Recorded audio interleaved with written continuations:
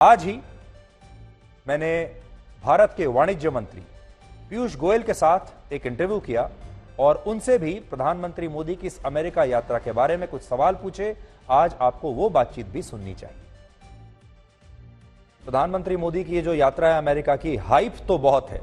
लोग इसे ऐतिहासिक कह रहे हैं, आज तक का सबसे सफल दौरा मान रहे हैं।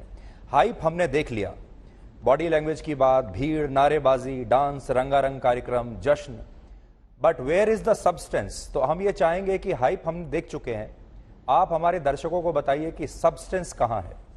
मुझे लगता है हाइप तो जरा भी नहीं है, इट इज ओनली सब्सटेंस।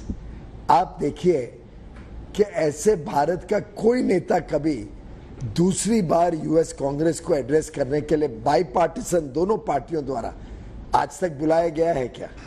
प्रधानमंत्री जी का स्टेट विजिट के साथ साथ यूएस कांग्रेस को दूसरी बार एक 7 साल के अंतराल में एड्रेस देने का न्योता मिला है।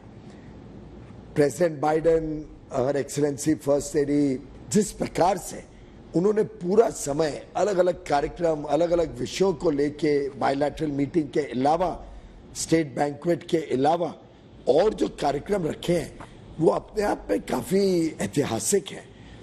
जिस प्रकार से वहां पे यूएन में अंतर्राष्ट्रीय योग दिवस का कार्यक्रम मनाया गया, एक नया कीर्तिमान बना कि Guinness book of world record में तो आया ही, लेकिन हर भारतवासी का सीना चौड़ा हुआ।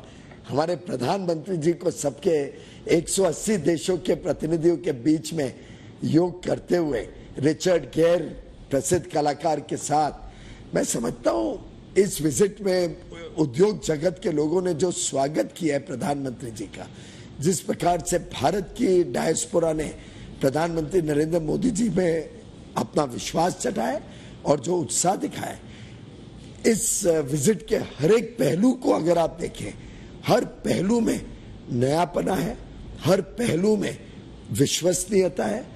जी पीयूष जी, लेकिन यहां अपने देश में उस पर राजनीति हो रही है। अपने देश में जो कांग्रेस है वो आपके इन विचारों से सहमत नहीं है। अब कांग्रेस मोदी जी को ना तो श्रेय दे रही है, बल्कि ये कह रही है कि नेहरू जी जब गए थे अमेरिका तब उन्हें मोदी जी से ज्यादा सम्मान मिला था, ज्यादा बड़ा स्वागत हुआ था। तो वो एक तरीके से आपके इस ग्रैंड शो को थोड़ा सा फीका करने की कोशिश कर रही है। देखिए, प्रधानमंत्री नरेंद्र मोदी जी के लोकप्रियता को, उनके लोगों के प्रति उनके प्यार को कोई फीका नहीं कर सकता और हम उन चीजों में, उस तुलनात्मक विषय में जाते भी नहीं है।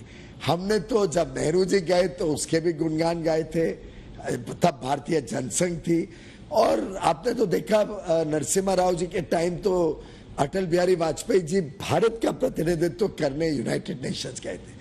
तो भारतीय जनता पार्टी संस्कारों की पार्टी है और मैंने तो लगभग सभी विपक्ष के नेताओं के बयान वगैरह देखे, 2-4 को छोड़ दे जो इस प्रकार की ओछी राजनीति में पड़ते हैं।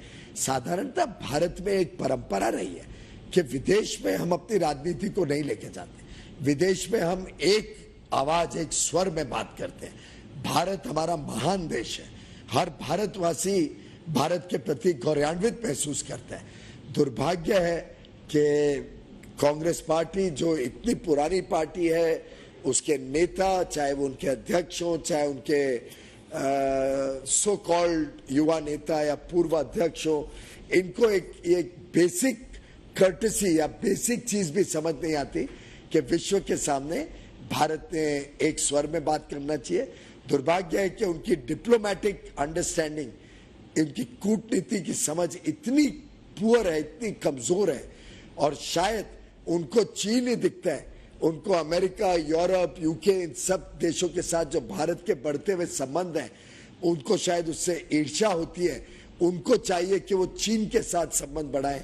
इस प्रकार की जिसकी सोच हो, जिस पार्टी की सोच हो, जो पार्टी चीन की कम्युनिस्ट पार्टी के साथ करार करता हो, ऐसी पार्टी के साथ हम और क्या एक्सपेक्ट कर सकते हैं।